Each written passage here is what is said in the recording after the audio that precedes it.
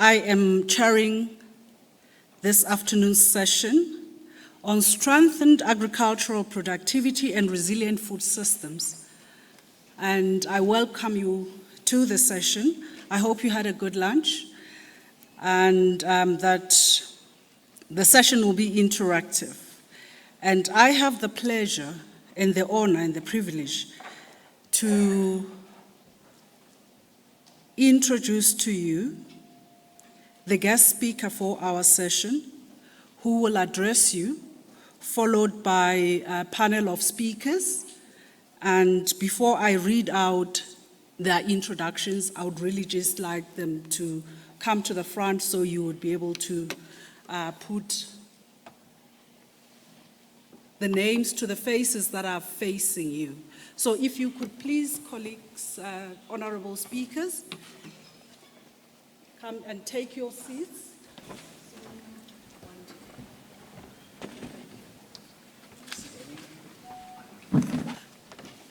Okay, thank you very much. So to begin, I'd like to just reiterate the name of, or the title for this session, Strengthened Agricultural Productivity and Resilient Food Systems. And I stand on the protocol that's already been established. Our keynote speaker for this session is Dr. Lewis Ho, to my left, immediate left. He's a resilience team leader at the FAO, Southern Africa Regional Office, and he is based here in Johannesburg. In his role, he provides leadership and technical policy expertise for the planning, development, and implementation of resilience programs and projects at the sub-regional level and country levels for the FAO in this sub-region of Southern Africa. He has more than 30 years of experience in doing this work, and before he joined FAO in 2009, he had worked for ICRAF, the International Center for Research in Agroforestry, as well as the International Crops Research Institute for Semi-Arid Tropics, ICRISAT. Join me in welcoming Dr. Ho for the keynote address.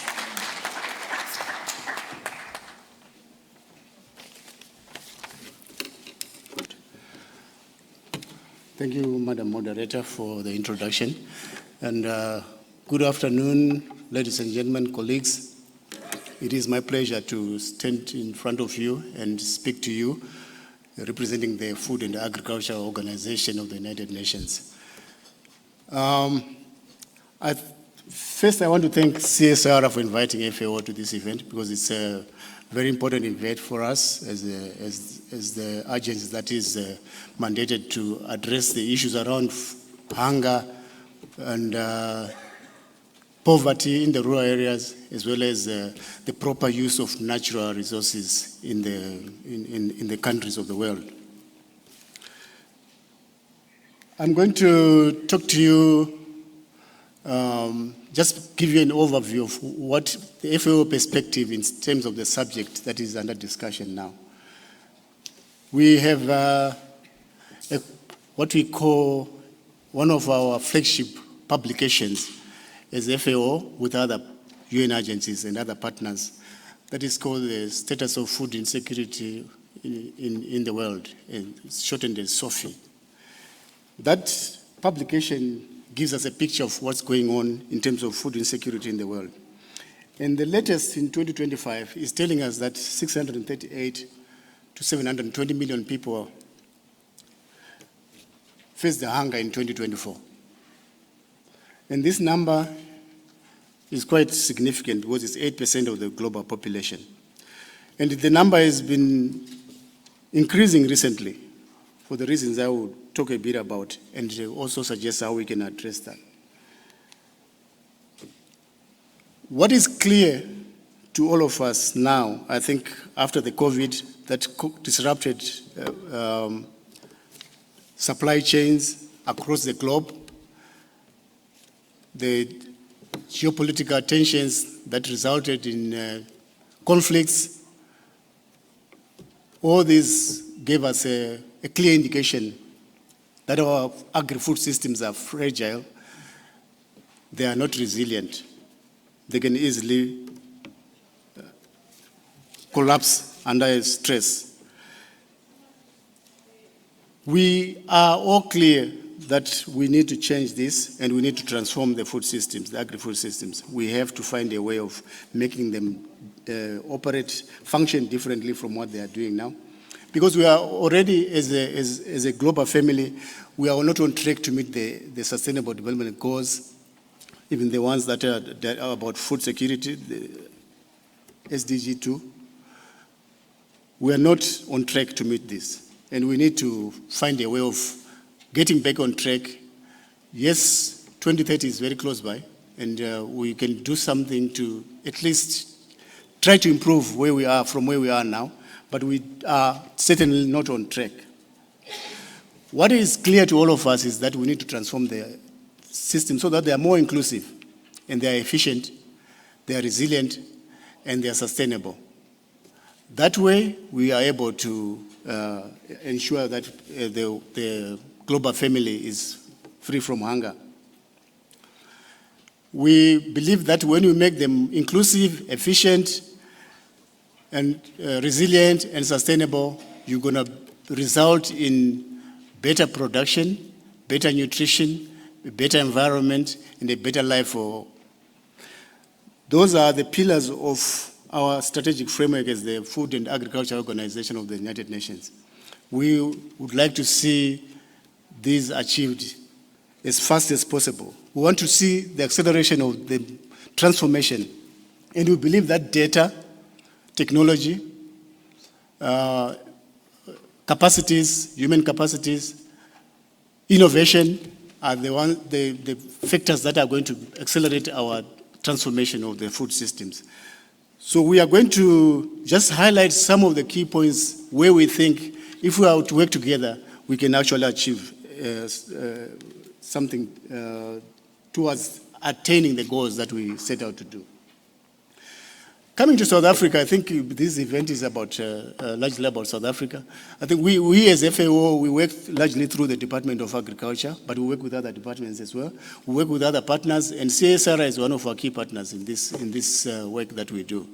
We work with CSIR because we believe their research capabilities, their technology and research outputs are quite relevant for what FAO wants to achieve. So that alignment is very critical for us, and we think we can achieve quite a lot with not just CSIR, but other entities here in South Africa.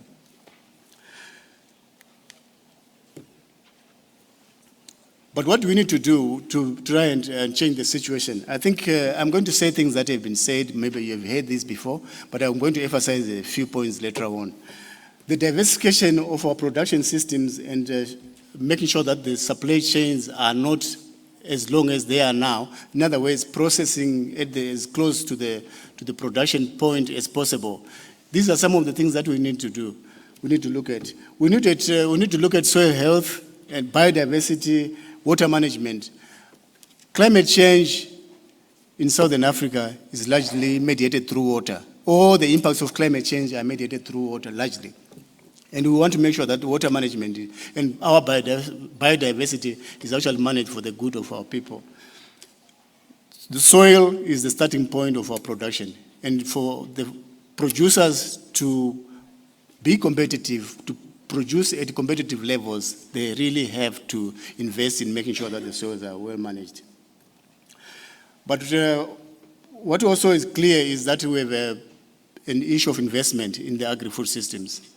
There is not adequate investment. We need to see how we can make sure that there is investment. Innovation around investment financing is required.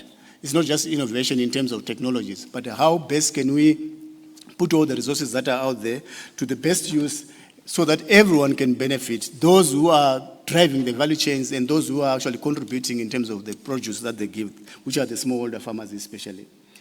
And the knowledge, that there's a lot of knowledge, there's a lot of technical approaches, practices that are out there, but they're not really benefiting the wider population as they should. And this is something I think we need to really advance on. I'll touch on what I think is critical right now, is the investment that is lacking in terms of the incentive for private sector, the incentive for governments, the incentive for funders of whatever nature to put money into agri-food systems is probably what is not taking us forward. And we need to see how best this can be done so that we can at least have better research, better infrastructure, and better digital innovation in whatever we are doing along the agri-food systems. We need to leverage concessional and blended financing. It's not just about one financing source. We need to see how best we can get all the sources that are out there. The climate funding that is coming through several organizations. And sorry, Madam Chair. And all the other possible funding sources that are there, we need to see how best we can blend them for the benefit of the agri-food systems. It's a question of de-risking so that private sector can come in. That is very critical. Private sector-driven production will make us achieve what we want to achieve. The target should be smallholders. It is something that we've been saying, but we really need to emphasize this. That's where the majority are, that's where the poor are, that's where the most inefficient production in some cases is, and also competitive productivity levels are, and we need to change that. We need to invest in climate-smart agriculture, including the right genetic materials, the right techniques, the right management of water, and we need also to strengthen risk management tools. There should be tools that should help farmers to be able to see what are the hazards that are coming, what are the risks that they could be facing, and how can they manage them. All of us working together, partnerships, we can really achieve that and make sure that we can empower the producers so that they can really be ready to mitigate any risks that come. We will no doubt digital connectivity is going to be the end thing. We have all these possibilities like artificial intelligence, which if used responsibly, is going to really make a difference in terms of how the smallholders move. So I just thought I should speak about that because I am told that we want to interact more. So I just thought I should raise those points, and then we can take questions and comments from the audience. Thank you very much, Madam.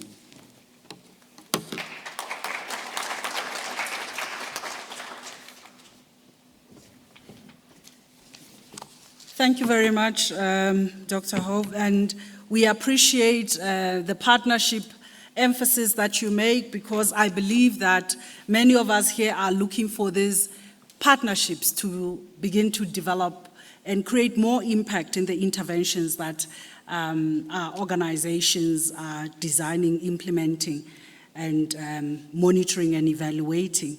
So to move on after that, we would like to then invite our panel of speakers in the order that I'll read out and in the order that they are seated here, to each deliver an address of about 12 minutes. We have cut the time so that there can be more opportunities for yourselves to interact with them, to give them inputs, to make comments, and perhaps where not clear, ask questions.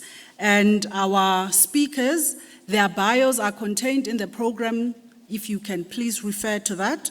They are Professor Grant Stentiford. He is the Chief Scientist at CIFAS in the UK Centre for Environmental, Fisheries and Agricultural Sciences. He will be followed by Professor Moses Tse. He is the Chief Researcher on Precision Agriculture in the CSIR, followed by Professor Sonia Fenter. She is the Program Director at the Agricultural Research Council. She coordinates all the projects that are implemented by the Department of Agriculture through the Agricultural Research Council. And we will then have a talk by Mr. Wandile Sihlobo, who is the Chief Economist of the Agriculture Business Chamber of South Africa, AgBiz, and thereafter we'll have an interactive session with the audience, and there will be the chair's concluding remarks. Over to you, Professor Stentifoot.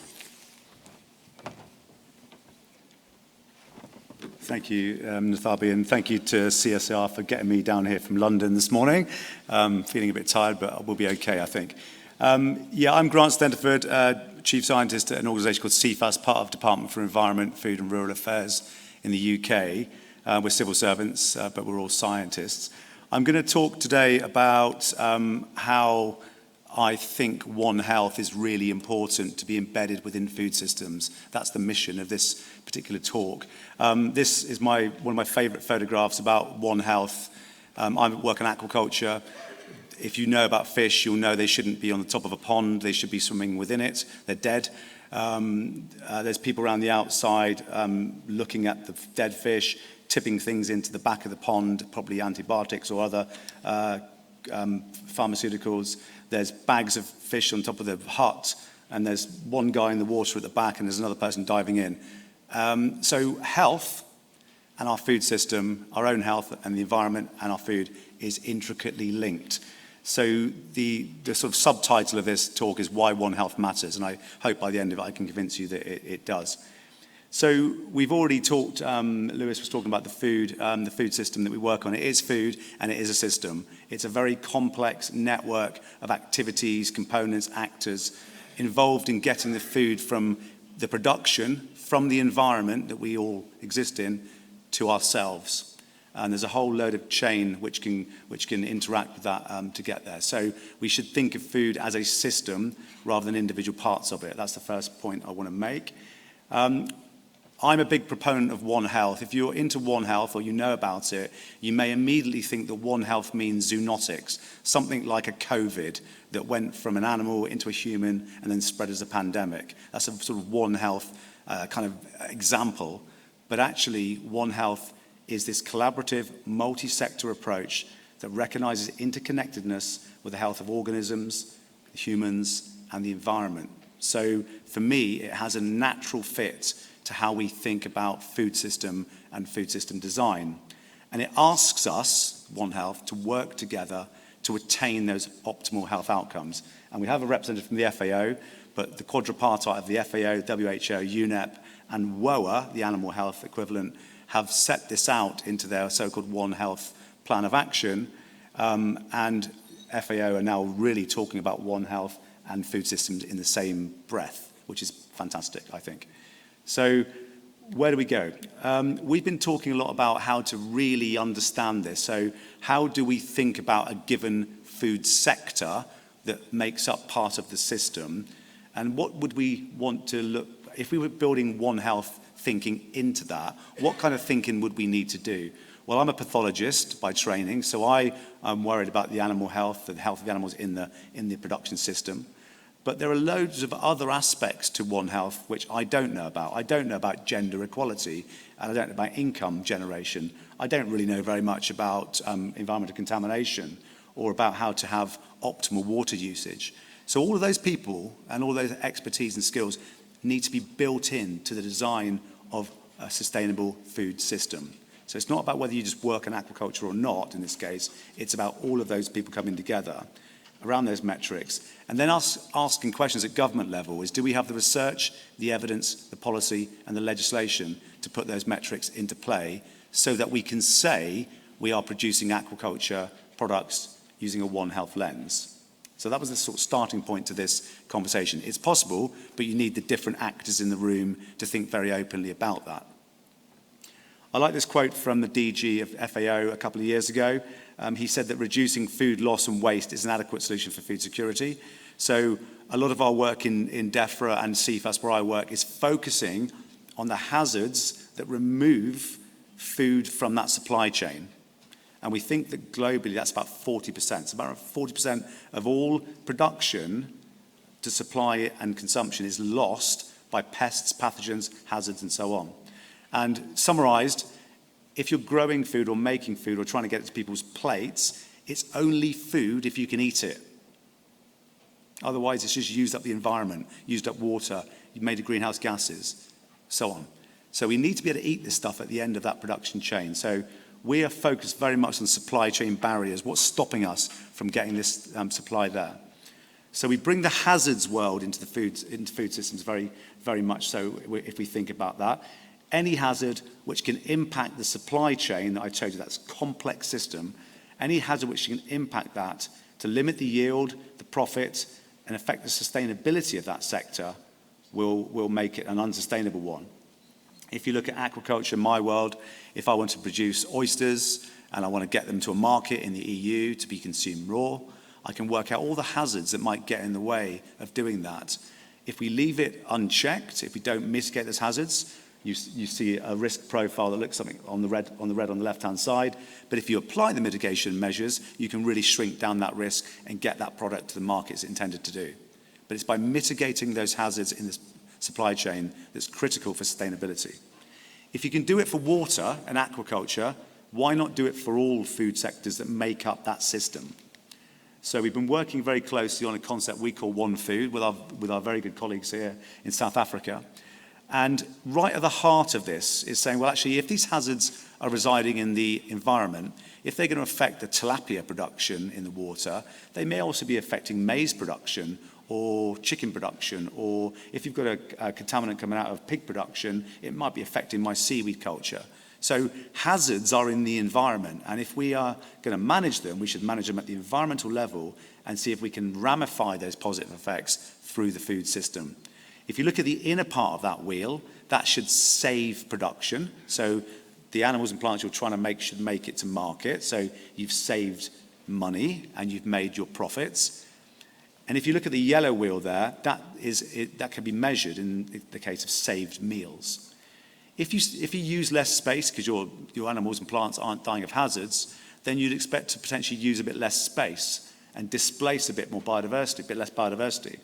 So you can measure that hazard control in relation to how much biodiversity you've saved.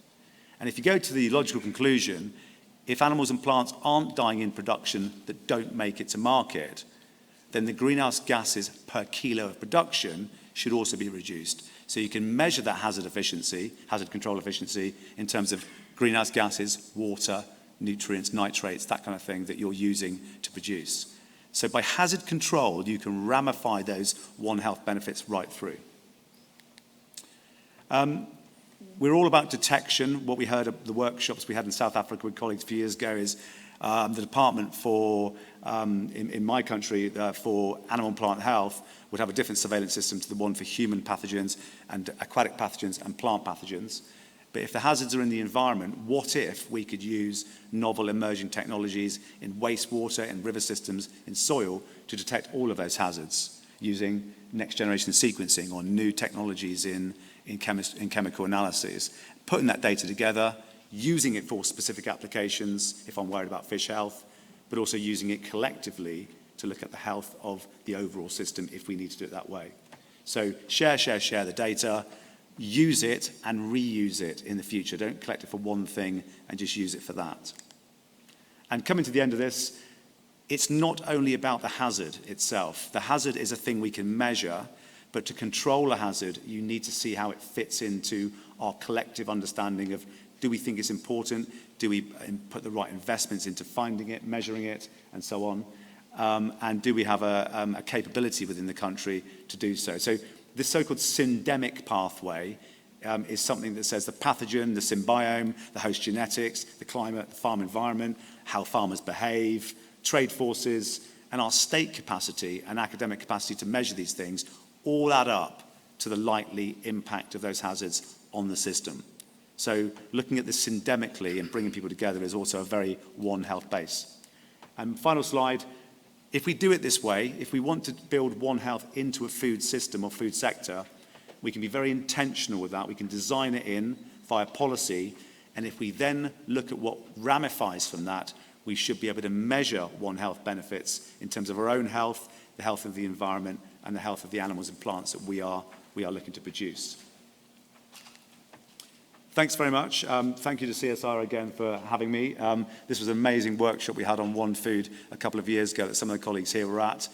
It really started this conversation off, and there's a community of practice formed around this, so please get involved and have a look at that if you're interested in the content. Thank you very much.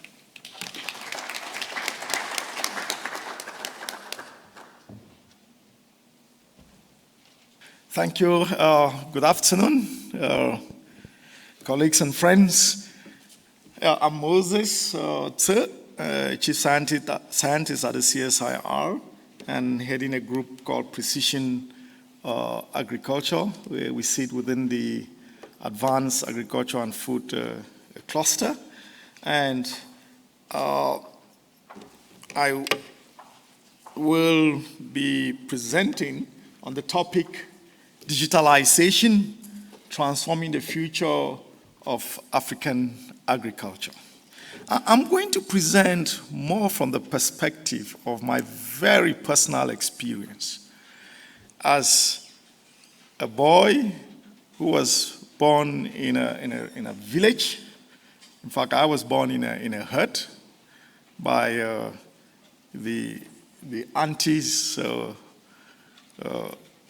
were the traditional midwives, and I grew up in the village farming with my parents, who were subsistence farmers. And they managed to send me and my siblings to school, and I went through school studying mathematics and science, and I finally had a PhD in hyperspectral remote sensing, and I've been at the CSIR for 18 years doing remote sensing of the environment and agriculture. So I've been through the various stages. So my presentation, it's like a personal testimony. And we'll go through the state of the African agriculture from the way I've seen it growing up. The challenges that my mom, my dad, and the villagers I grew up with, the challenges that they face and they continue to face today all over the continent. And digitalization, what it brings to the sector. Again, as one who is now involved in the process of digitalizing the agri-food system and looking at that from the perspective of the experience that I have, I think it then brings a very interesting angle. And so we would look at the lessons we've learned trying to or implementing the digitalization process in South Africa, a bit of the human dimension, and how we can continue to advance the sector through empowering the stakeholders. So, as we all know, I think my colleague Lewis from FAO, he's familiar with the statistics. 80% of farmers on the continent are smallholders. These are the ones feeding the continent. Farming both cash crops and food crops. We have problems of gender disparity. When we were growing up, my dad would be the one farming the coffee beans, while my mother would be responsible for the food crops.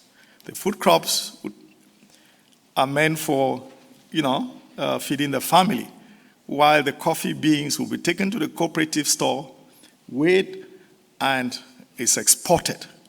And that brings in money. And that money ends up in my dad's pocket. He decides on how we use the money.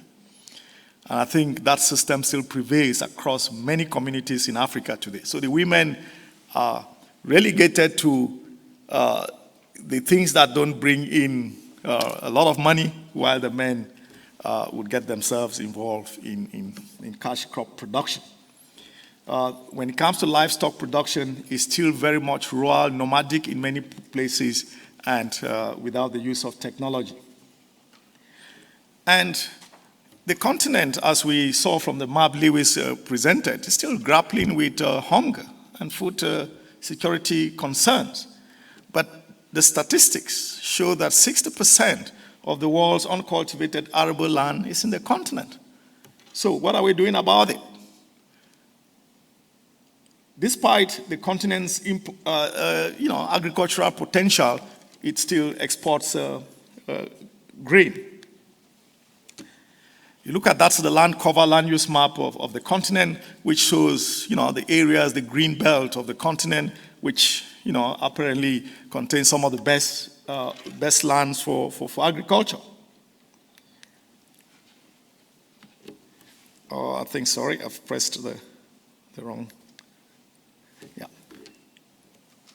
And as, again, my colleague from the FAO presented, land soil is very important. Soil degradation and other factors are affecting the smallholders, declining soil fertility and land degradation.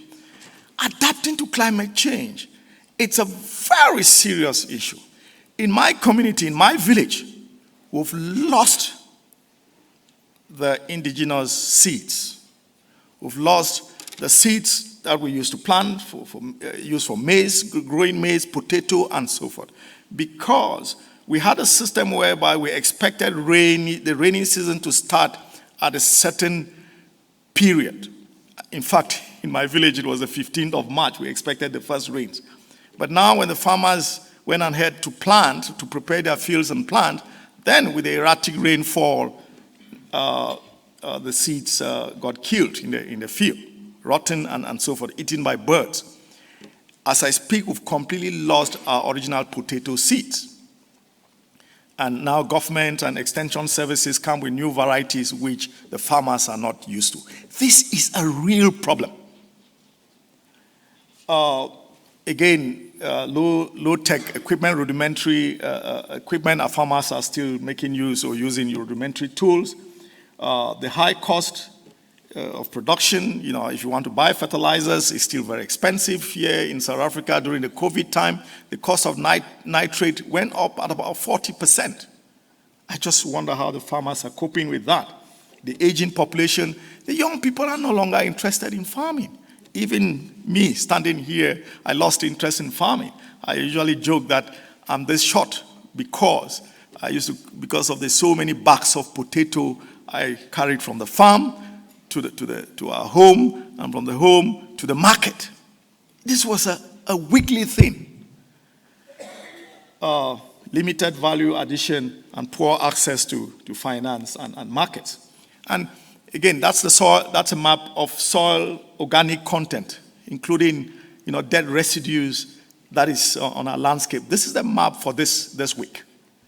This is the situation in the southern African regions as we speak for this week. We generated this. We've developed a system where we can map soil organic content, clear content across the continent and anywhere in the world based on satellite data.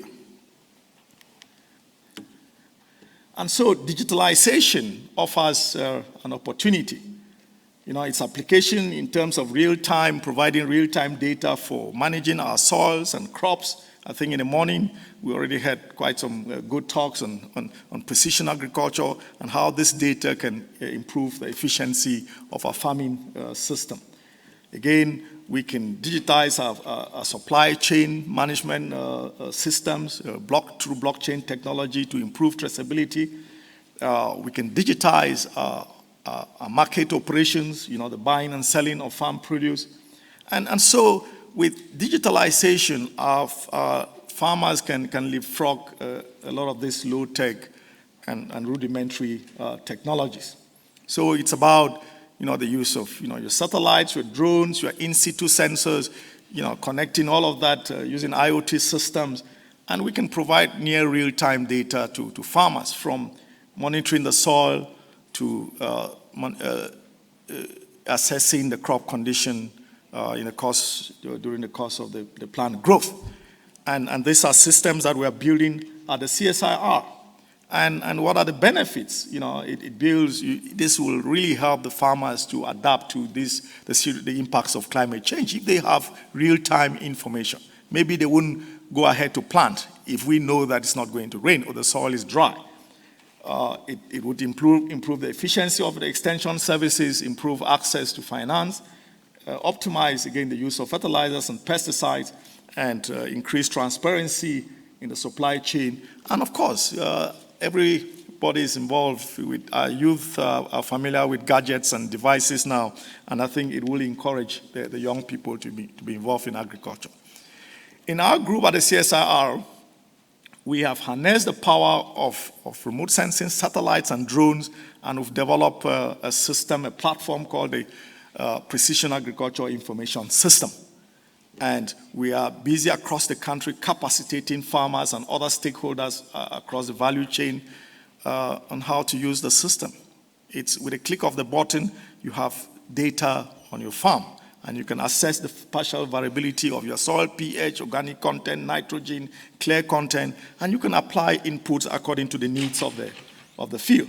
We go as far as predicting the yield for maize, for soybeans, for potato 1 or 2 months before harvest. And so we're learning a lot of lessons from implementing that process. So the real-time data is being appreciated. You can see the map of a small-scale farmer growing potato. We picked up blight the week it occurred in the farm. In situ equipment or tools could not even pick that up, but we've developed very sensitive models that do that. And they appreciate the yield prediction capability, and some of them are already using the data, particularly in the application of lime to balance their fields. But there is a human element to it. The support for the system is still largely top-down. Authorities often perceive digitalization primarily as a means to reduce cost, enhance efficiency, and effectiveness of extension services. While grassroots actors cite fears of increased surveillance, perceive high cost, and doubts about the reliability. So there's some kind of lack of trust in the use of these systems. So we are making a number of recommendations. We have to continue to empower the communities, work with them, build trust between the different actors involved, create sustainable business models, because again, the question is whether this information should be freely available or not. Expand the need to expand digital infrastructure into rural areas, and we have to improve the capabilities of our space sensors. We are very thankful to the Copernicus program of the European Space Agency for providing us Sentinel. Kudos to the European Space Agency, otherwise we wouldn't be able to get to this level. And finally, digitalization is not just about technology, it's about people, trust and inclusion. When farmers, institutions, and technologies work together, Africa can leapfrog traditional barriers to productivity and sustainability. Therefore, the future of African agriculture lies in the intelligent use of technology and digitalization to empower those who feed the continent. I thank you.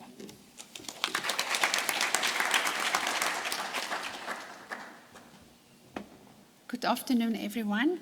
It is indeed a privilege for me to be here with you this afternoon. Looking at how can we strengthen agricultural productivity and resilient food systems.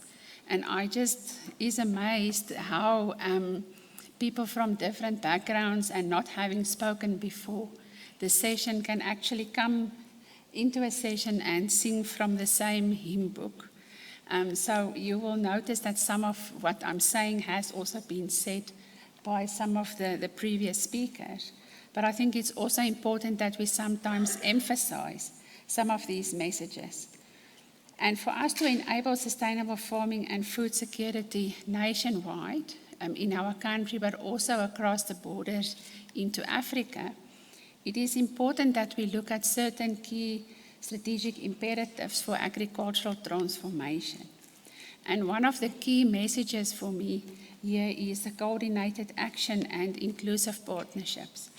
That means that we need to have partners that conduct research in the research innovation hubs and centers of excellence collectively and together, but also ensure that we involve other role players within the sector across the value chain and including the farmers. And other value chain actors, so that we don't leave anyone behind in terms of R&D and developing solutions for them that they have not been part of. So therefore, we also need to look at the alignment of government efforts, multi-sector collaboration, and also have shared vision and collaborative ownership, collective ownership of what it is that we want to achieve. In the establishment of research hubs and research centers of excellence, a key imperative is that we include inter, multi, and transdisciplinary approaches towards what we want to achieve, and also then ensure that we collectively utilize the available resources actively together, but also optimize the resource use so that we do not waste any money, but with a few cents added from each one, collectively we can achieve much more. We can also consolidate our expertise in that way and therefore have groups of experts working collectively on specific areas of work, and therefore then our contribution into strengthening the food system will become much stronger. So in terms of the alignment of national and provincial efforts, the coordination for efficiency is important so that we nationally and provincially, but also regionally, speak the same language, and that we are focused on impactful delivery for the future. Multi-stakeholder collaboration is very important because we need to collaborate as governments, as research institutions, in academia and farmers. Like I've said before, we can only create effective solutions if we do it collectively based on the actual needs that farmers and value chain actors have in the areas where they are working and the challenges that they are facing. So the co-creation of solutions becomes key. Then we can't talk resilience without looking at climate-smart agriculture and building the resilience in terms of the climate. So we need to look at practical tools for climate adaptation, develop climate-smart farming techniques, looking at early warning systems, but also at resilient crops that we need to develop that are better adapted. In this regard, Africa has rich kingdom of species of crops that are indigenous and endemic to the continent that we can develop collectively to become more key food on the platter, and in that way we diversify the food basket and make our communities more resilient. Community-based adaptation, so we're looking at seed systems development. We're looking at value adding in communities where people are to also strengthen their ability within the sector, but also within the entire food system. And then we need to look at capacity building at grassroots level, which is important for all of us. And it doesn't mean that we always feel that we need to train people on the grassroots. It also means that we need to learn from people on the grassroots because they often have knowledge and expertise that we do not take into account when we design our own work. In terms of practical toolkits, this is where we package and look for information that we can package in a way that someone can take out a solution that is relevant to them and then apply it on farm or within the value chain. And in that way, we can then build resilience and also make sure that we can help farmers and value chain actors to adapt to climate variability and shocks so that we can safeguard our livelihoods. In terms of training and adaptive practices, there are various tools that we can apply. Conservation agriculture, where we have less tillage on the fields. We can look at processing, agroforestry, where trees and crops are integrated into one food system, and also precision farming, where we use less resources to produce more. So early warning systems is important so that we can also warn people when there are adverse conditions expected, but that we can also manage and mitigate some of these risks more timeously. Climate resilient crops, I've already mentioned what we are doing in that area as a collective in our country, but also as a collective within Africa. And then community-based adaptation of these technologies are also important for impact and for scaling. The next one is innovation, technology, and knowledge transfer. We need to bridge research and practice, so we need to have strengthening extension services, digital platforms, which the previous speaker has already unpacked for us, and collaborative research models. Our digital platforms will also facilitate knowledge dissemination, monitoring of impact, and addressing the digital divide. Inclusive development and smallholder empowerment is another key strategic imperative. So we need to have targeted support for smallholders, where they get access and better access to finance and seeds and inputs for their farming practices. It was already mentioned that gender equity and youth inclusion is important.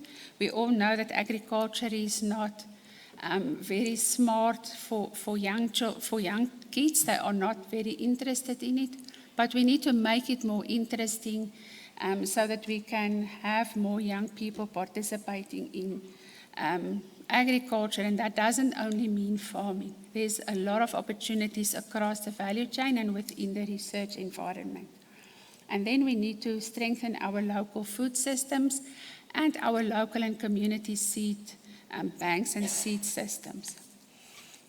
In terms of smallholder empowerment, we need to make sure that we involve them, make them an active part of the process so that the buy-in is there and that they actually also contribute to the knowledge base and acknowledge that a lot of the work that they do on farms and the knowledge that they have are also science and scientific. And inclusive development will follow where we have inclusive participation. Then building the resilient systems. It is the foundation for sustainable agriculture, circular agricultural practices, and then governance and policy coherence is very important so that we can have policy-based environment and policy-based scientific, based in pure science and solid scientific outcomes for the future. So we need to look at systemic food resilience, soil health investment, water management, biodiversity conservation, like some of the previous speakers have already spoken. The promotion of circular agriculture is important so that we stop wasting so many resources in the food system. We need to look at nutrient loop closures and the resource efficiencies. For governance, strengthening our governance systems and policy coherence and supporting food sovereignty is important, that we create those science-based policies as a collective.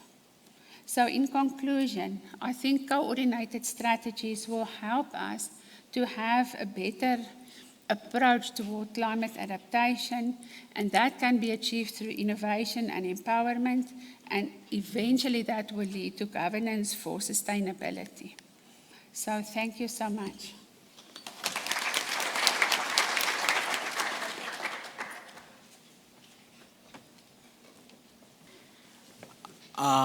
Good afternoon, all of you folks. I see many of you are on your phones, and I hope that you were tweeting the excellent insights that Louis, Grant, Moses, and Sonia were putting up. I will be checking on my socials to see if those tweets are up, because they've been making some really useful insights, and thanks, Tabi, for having us in here. Let me close on the remarks on our side by just putting a few points about the South African story, because I think it does chain all of this together as to say, where are we as South Africa in this whole productivity, agricultural aspects, and food security? And I will say that at a commercial level, Moses, taking into consideration on what you have said about the smallholder farmers, there's been a revolution in the South African agricultural sector. You think back in 1994 and where we are today, we have seen a much more impressive growth across all of the subsectors of our agricultural sector. And the key thing that has given us the resilience, the prosperity, the growth, and all of these good things that we typically talk about is at the heart of what many of the colleagues that are sitting on the stage here have talked about, or organizations that they are involved in, which is largely on the seed breeding as well as the better improvement in genetics. That's what has been at the heart of the South African agricultural system. You think about our sector today and where it sits in the world. I would say we are the only African country in the top 40 global agricultural exporters. And what gives us that standing and that ability to be able to produce the good quality products that we are putting in the world market is exactly the scientific capabilities that we've talked about. And I think many South Africans that are in the room, they are used to the doom and gloom of where the country is. And others, things that people talk about are true. But I think if they are mentioning anything on agriculture, you should know that from 1994 up until to today, this is one of those sectors that have displayed exceptional growth. More than double since 1994. Exports just under $14 billion US dollars, which, by the way, that is about half of what we produce in this sector. And I know many of you may say, okay, you are talking about all of these exports, but there's this rising hunger, poverty in South Africa, which is true, about 23% or so of the poverty levels in South Africa. But that has a different aspect. It has a lot to do with income poverty aspects rather than the agricultural question as to whether can we producing safe, high quality, and products that is widely available. And the answer to that it's really true. And it's not only just been a food security aspect. I think the economic value of that, thinking about job creation and all of those things, is one of the gains that we've been able to get in South Africa. We now have about 960 so people that are in the primary farming sector, but another 350,000 people that are in the value chain. So there is a lot more income also on the economic and the job opportunities that are brought by this sector. And this is not even at capacity, because there's still a bit more that we can grow and expand this sector. And I'm showing there the gross value added of where all of that sector is, but it's not just something that is skewed or dominated by one particular sector. That growth in productivity is clear in all of our subsectors. I mean, you take a look here at the chart that you are seeing. That is all of our grains and oilseeds. And many of the communities that Moses was talking about in the villages where he was alluding, much of what that is in the continent, they are still utilizing the seed cultivars that are at 2000 backwards. And the reason on that, of course, it has a lot to do with the regulations on many of the African countries about the genetically modified crops and all of the kinds of things that many governments have been reluctant to that. But if you had moved into adopting some of those, and the yield gains is exactly what we have seen on that chart as a composition of all of the South African grains and the oilseeds, that's the improvement that over time we have seen. The other good thing, which in a way links to Grant's point about the environmental health, is that as we increase this productivity, we've also seen the area that we farm in South Africa actually declining while the output is increasing, which means that if you want to conserve environment, you should be thinking about how do you use technology to get more while you are using less land. Because with the exception of South Africa, as well as Zambia, much of the improvement that you've seen in the African continent's grain production has actually been at the back of the expansion in area planting rather than the productivity on the yield gains. And I think these are some of the aspects then of saying, can we take some learnings here that we put on the broader continent? And that story is the same even if you're thinking about horticulture. That's the horticultural gains in South Africa over time. And I think there, the key boost behind that is the same as what you see in the grain production side. And the story is the same even if you think about the livestock industry. It has also seen just as much improvement in productivity. And there is the genetics. That's what is the engine behind that improvement that you are seeing on that graph. And I will say, though, given South Africa and the context of this country, it is true that at certain points, that improvement in the productivity has not always been shared quite widely. You do still have the country of two agricultures in South Africa, in a context that the black farmers have not actually seen much of that improvement in the same way that you would be typically seeing in the commercial farmers. What am I talking about? The numbers that you see there, they roughly give you an approximate figure of what the blacks share on their agricultural output in South Africa, which is somewhere around about 10% or so if you average all of those figures. The key thing then in the policy area in the country is about how do you improve those figures by closing the dualism, learning what is happening on the other side, and making sure that no one is at the periphery of the agricultural growth. And I think the learnings and the discussions of today, both on policy as well as on science, is what has to be at the heart of changing some of these numbers and seeing this sector grow. And there is an area at which this growth could come from. We still have, as a country, the South African government, 2.5 million hectares of land that can be tilled, which is why we think that there could be a growth of about 30% or so in the gross value added of the South African agricultural sector in the coming years. The key reason why the numbers still look that way is because we've been very slow as a country on implementing some of the productive policies that would have changed the dynamics quite clearly. I mean, I'm mapping there a number of documents that many people who follow the South African agricultural sector would be familiar with. Very few of those that we've actually implemented in any bit of a seriousness. And I think had we been able to implement some of these, we would have been very far as a country. But I think what's more important is that the last one, which is the Agriculture and Agro-Processing Master Plan, it does condense much of what we have been trying to write since 1994, and it squeezes on into that document. And if it's done and done appropriately and implemented, I think many of the aspects that we typically complain about in South African agriculture could be resolved. As we are standing aside, though, there's a number of problems that are unfolding. Animal health remains one of the key problems in this country. Foot and mouth disease is one of the things that we talk about every now and then, as well as other things that are related to municipalities that are failing and which increases the transaction costs in general in this country.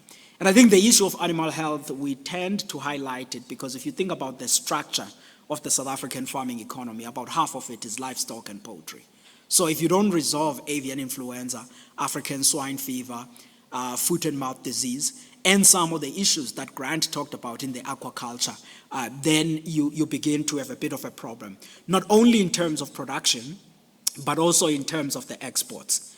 I made the point that we are exporting now half of what we produce, but that growth since 1994 has not only been delivered by better seed and better cultivars, but also us tapping into the global demand that is out there. Those are the markets that we service. And I think if there are risks on biosecurity on some of the products out of South Africa, people may use that as a non-tariff barrier on blocking us there. They perhaps may not be as brazen as the United States into using the tariffs and all of that. But I think the EU and many others are already starting to use some of these things, as you hear when you read about the citrus industry in South Africa and what it faces at that time. As all of this scientific work, though, is happening, there is also an economic diplomacy discussion that has to take place, because ultimately you are not doing this research and all of this good stuff in abstract. South Africa is trying to exist in those worlds that are changing, from the structure we are used to in the early 2000s to where China now is a dominant figure. And the key thing then is about how do we coexist in this world and copy what perhaps maybe Australia has been able to master in that existence. And I think that's the other discussion that we have to think about when we are considering agriculture and thinking about the policy and thinking about the research and thinking about the food security in general in this country. And when you hear the president and many others talking about the export diversification, they in part referring to that. But we are also very clear where we can diversify to. In BRICS, in China, India, and all of those countries, those are the areas at which we can be able to diversify and look at widening our agricultural exports too. But if I could sum this up, and if you can remember anything, because I can see some of you were still tweeting as I'm speaking. I hope I was giving you some lines that you can tweet. But what I was saying is really those key points. Those is what, if you think about the agricultural policy in South Africa, to say, summarizing it, what is it that we are attempting to do? We are attempting to strengthen our biosecurity, plant and animal health, the registration of the other new chemicals and all kinds of things that Moses' team and the others are coming up with as innovation. We register them under that Act 36. We are trying to make sure that it is agile. We are trying to accelerate our work on the export side, because if we are talking about growing agriculture without focusing on the exports, we will have some problem on the profitability of what we are doing, because farmers are not farming for fun. I know they go out and say they are farming for food security, but it is the business. They are trying to be economically sustainable on what they are doing. So that is important. And of course, the other issues that are related to the roads and all of these things. The reason I came here when Tabi invited me is because I couldn't miss an opportunity to advertise 2 books that you're seeing there. And that's why I was standing here. Thank you so much.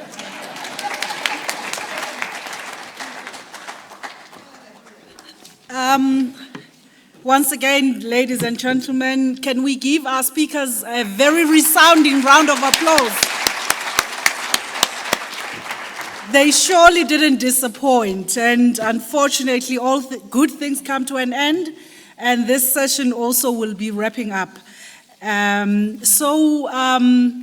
Before I can give the chair's conclusion, those tweets that you're sending and any other points of interest that are bubbling in your minds, you have an opportunity now to present to the panel. We would like to give you an opportunity to ask each speaker 2 questions, and so that we don't focus on the 1 or 2 speakers and ignore the others. So the questions have to be very equitably distributed, right? And including the keynote speaker. In many sessions, a keynote speaker is not asked any questions, but I mean, since he's speaking on behalf of this global organization, it is important to ensure that we have them in our corner, we have them in our, they are true supporters of anything that you may be anticipating now. So the floor is open. We will take by show of hands, and to speak, you press on the green button in front of the mic. The mic's in front of you, and you lift it up so you are able to speak. We'll see a red sign that confirms that you're online. Okay, so I will, and we also need to have gender equity in the asking of the questions. The chair is a female. So I am already noting 3 hands of 3 gentlemen here.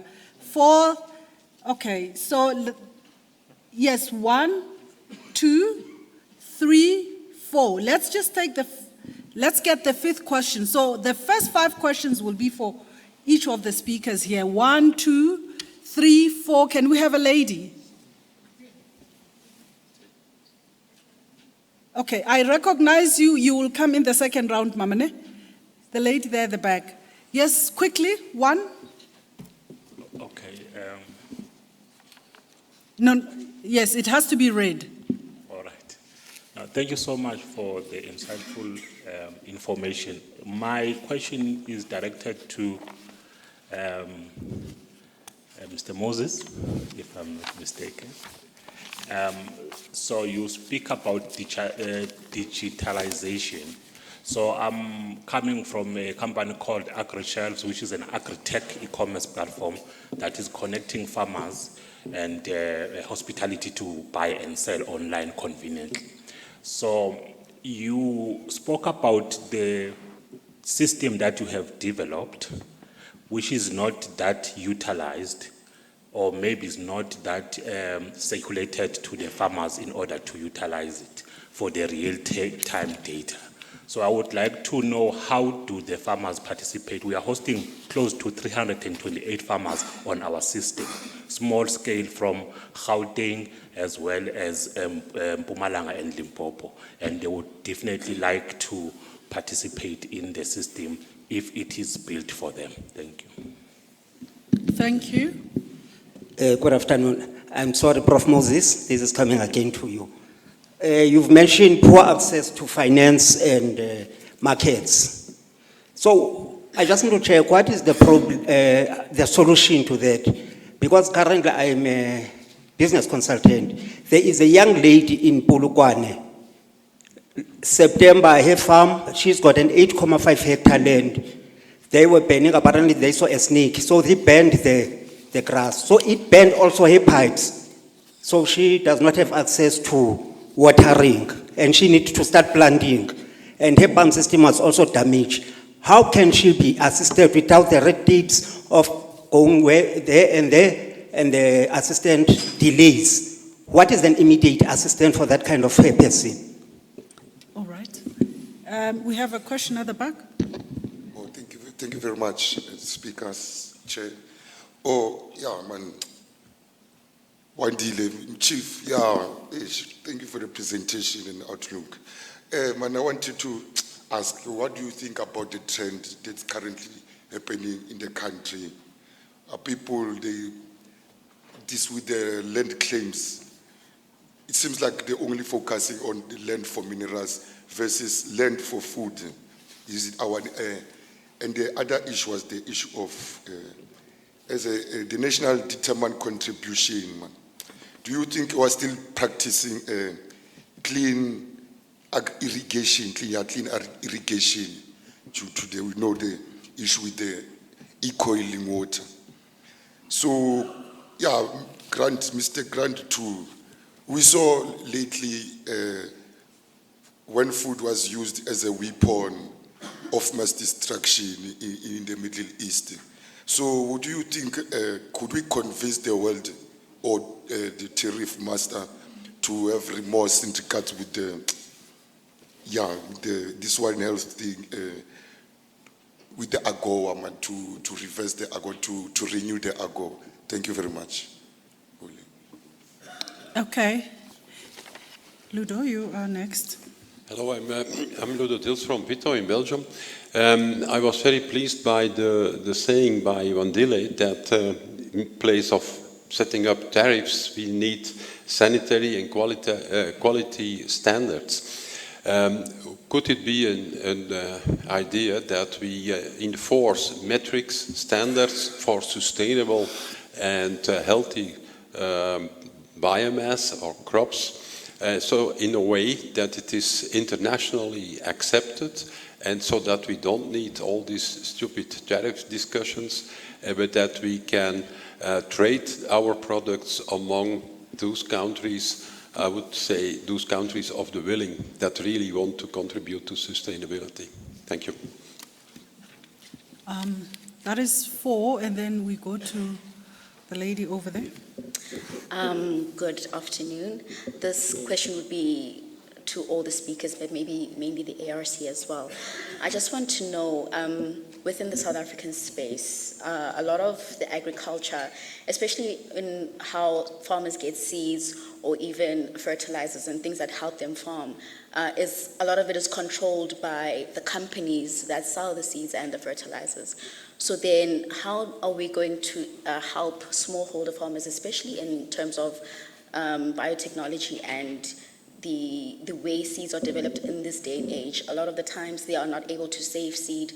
A lot of the times they're not even able to afford a lot of what is on the market currently. So since we know that a lot of South African farmers are smallholder farmers, how are we going to include them in the conversation currently happening? Thank you. All right, thank you. So, Moses, you have received your quota of questions, so in the next round there is no more questions for you. If you can please respond to the 2 questions. I think, Wandile, there were 2 questions for you, and then there is 1 question for you, Grant. Did you get it? It is food used as a weapon in the Middle East, and it is the gentleman over there who asked, how do you see this working out, and the AGOA? You can pass it on to the FAO if you are not comfortable with it.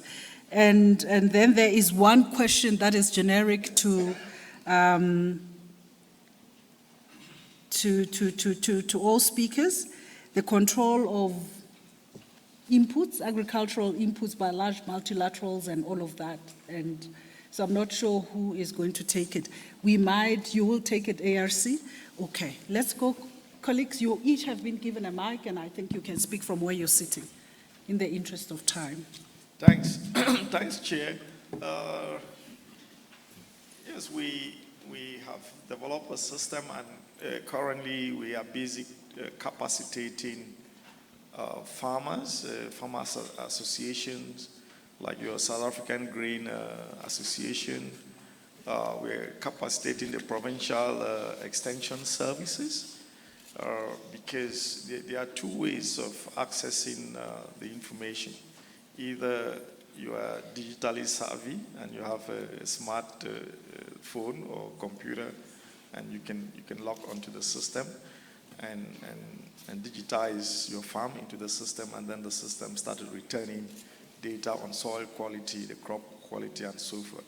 Or you can work via the extension officer in the region, who can, access the system, and that would facilitate the advisory services.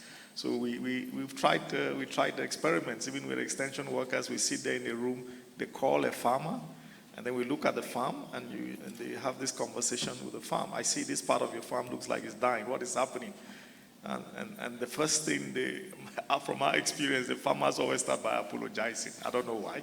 They're always apologetic. Oh, we are sorry, this happened, we couldn't do this, and that, and that, and that, and that. So, but the process is ongoing. I think what we really want to achieve is that the farmers and everybody, because everyone along the agri value chain can use the system, that they see the benefits of the system. And they themselves can be champion of spreading the news to every other farmer. Because I'm sitting here, I monitor farms across the world. And it's very interesting. So I just believe that if every farmer has access to the system, we may then be dealing with the issues of food waste, because a lot will be produced. To the question of access to market and finance, again, we say in our argument is that with the digital system, you expose yourself to the global financial system or market system. I mean, if you look at even the European Union, they have legislation now on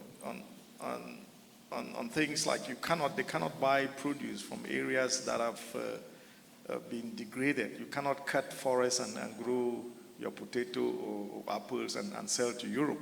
You have to demonstrate that you've produced those things sustainably.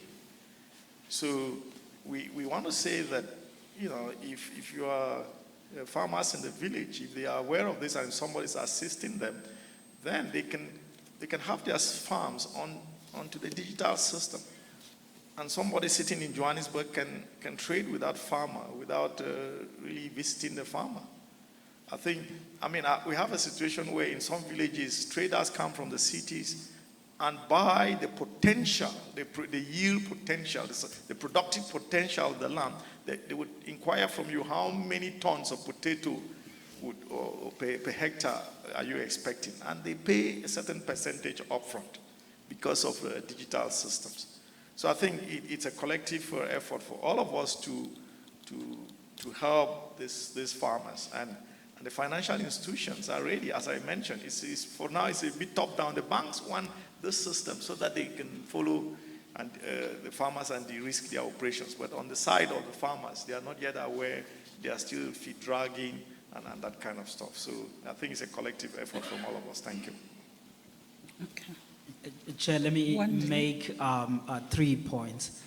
Did you colleagues see the chair insisting on gender equality and all of that? She's lucky she's in South Africa. She would be accused of DEI, of wanting to, if she was in the US. But 3 quick points. The first one on the issue of the phyto. Theoretically, I agree with you. But there will be a great reluctance on doing that from all of the countries. Because while scientifically we can all agree what needs to be done, but I think ultimately, when it comes to policy, there's always certain choices and a certain protectionist tendencies that will zip in. But also, I would say, the way people tend to look at to this thing, sometimes the enforcement gets to be too strong. Think about the farm to fork strategy, where the EU wanted to move at a much more faster pace than perhaps maybe farmers felt that it needed to be implemented gradually. And I think the environmental differences, country by country, region by region, it will be difficult if we say we outlaw certain agrochemicals and certain others. But what we can agree on is having certain minimal standards and then having a progressive time frame to allow everyone to readjust on that. I think that would be a useful approach to do. That's the first point. The second point on a land reform question that you have raised, I mean, you may recall in 2008, I was part of a 10-people panel of experts that President Ramaphosa had put out, where we were looking at the expropriation and the other things. Our report at that time was very clear that there's been an overly focus on agriculture and land reform. Housing and the other things needs to be looked at. But the reason there's always that bias is because land reform in South Africa is ultimately have to address two things. It's restorative justice as well as economic growth. And agriculture has that bias then on an economic growth perspective. But I think your point is well taken. We have to be addressing both of these things. I will say one, which is the last point, quick thing, and Sonia will add into this, to the point you had raised about the smallholder farmers and the seeds. Because I'm sympathetic to the point that you are raising. And I think you are right for raising it. And I will remind us, though, that in South Africa, we've been on this biotech road since 1999 to 2000 production year in agriculture. That's where we went full-scale commercial.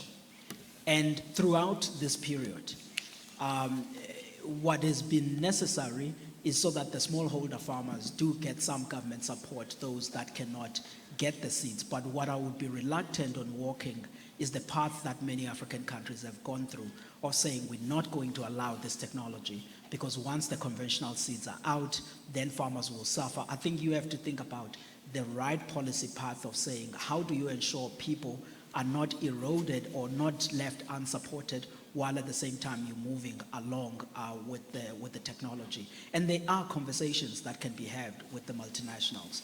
And I do think there, as a closing line, it's important for every country to invest in its agricultural research council so that you don't lose your breeding capacity and rely only on the multinationals. And I think it's a very important thing that each department has to always keep in the back of the mind. Maybe Sonia, you can join in from that. So let me join in from that perspective. So I think what Wandile says is very important and key. And that is also why in 2022, the Department of Agriculture came to the Agricultural Research Council and they indicated that they specifically want to now invest in the large breeding programs that have been neglected over the past number of years due to a lack of funding. And the Department of Agriculture is now investing significantly in those breeding programs, but unfortunately, due to the time lost of the last 20, 30 years, we have a lot to catch up on. But there's also an initiative from government to then also start to establish seed systems, which is South African based, so that the new cultivars that are being developed will then go through these seed systems and be community-based, meaning that these, we will set up community-based seed banks and also nurseries so that these seeds can be sold to the smallholder farmers. But like Wandile said, we mustn't negate the fact that the large companies also have a significant role to play, and that the cultivars that's being developed locally should be able to compete with those cultivars that come in from abroad. So it's going to take a few years for us to get there, and also it will be very critical for us to work hand in hand as partners with other institutions to achieve that. And then also the Department of Rural Development recently indicated that they are interested to invest in the setting up of agricultural enterprises specifically for seed and seed systems. So I think maybe over the next 5 to 10 years, we will start to see the fruit of those investments. Wonderful. Thank you, colleagues. And there was a general question as well. So who will take the question on food being used as weapon and AGOA and do we... Could you repeat your question, sir, so that... And Grant is not American, by the way. I need to make that disclaimer. He is from the UK, but please ask him the question. Oh, thank you. So, yeah, with the One Health, One World program, we saw recently food being made as a weapon of mass destruction in the Middle East. So, and Africa played a role, a pivotal role, stretching forth, providing aid also there too. So would you think that action or that mission would convince the AGOA developer or AGOA it's a treat. They were supposed to be renewed. I think it's last week. So would that convince the AGOA treaty players to renew that AGOA treaty? Yeah, because we played the role, we extend the hands perfect. We brought some fruits there. Let me say something while Grant is. Let me say something while Grant is thinking about this.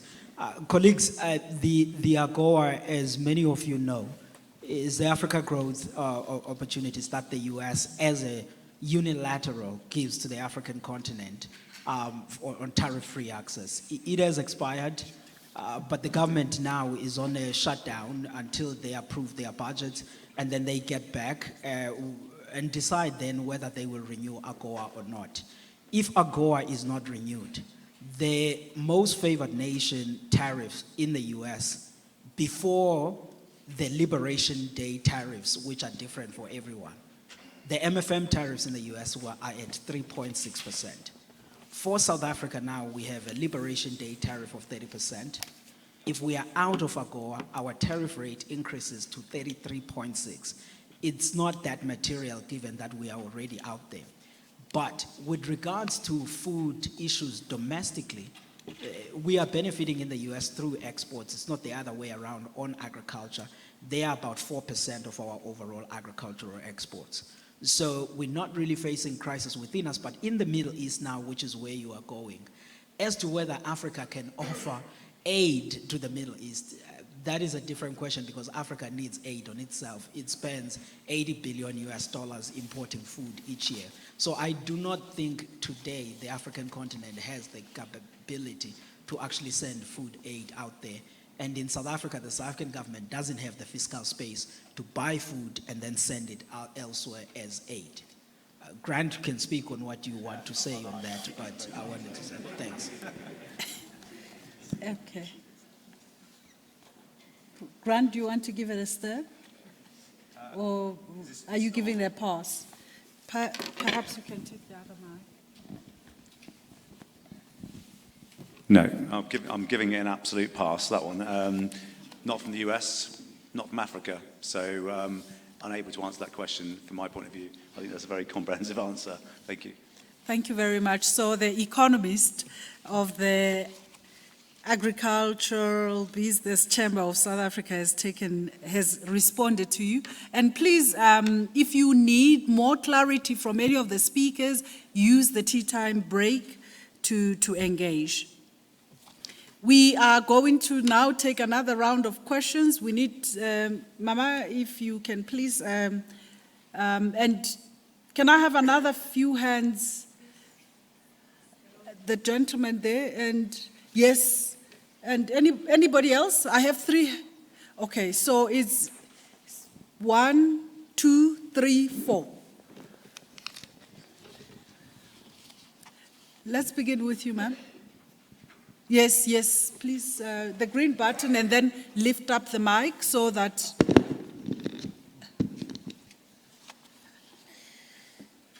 brief questions, please, so that we don't run out of time. I can see they're already preparing for the next session. Okay, thank you. Good afternoon, everybody. My question is for everyone, my questions.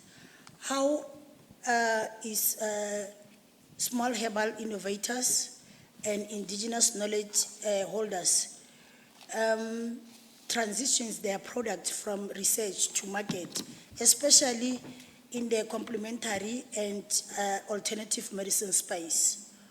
The second question is, what opportunities exist for collaboration between the scientists and traditional herbal entrepreneurs to validate and develop indigenous plant-based formulation for health and wellness? The last one is, can you assist in creating affordable pathways for product testing, certifications, and compliance, such as GMP or ISO, for the startups like Ria Webs, Reed Naturals, where I come from? Thank you. Okay, let's take another question. Yes, it's you. Yes, good afternoon. It's Professor Blader-Groen from the University of Western Cape. Thank you very much for all your presentations. My question relates to energy and water.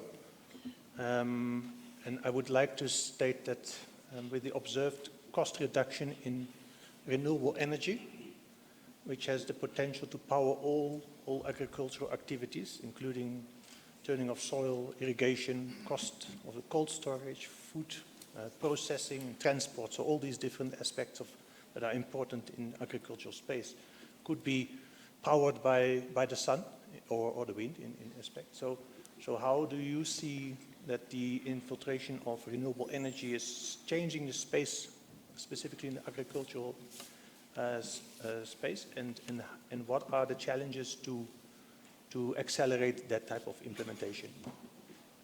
Okay, thank you. And the next question.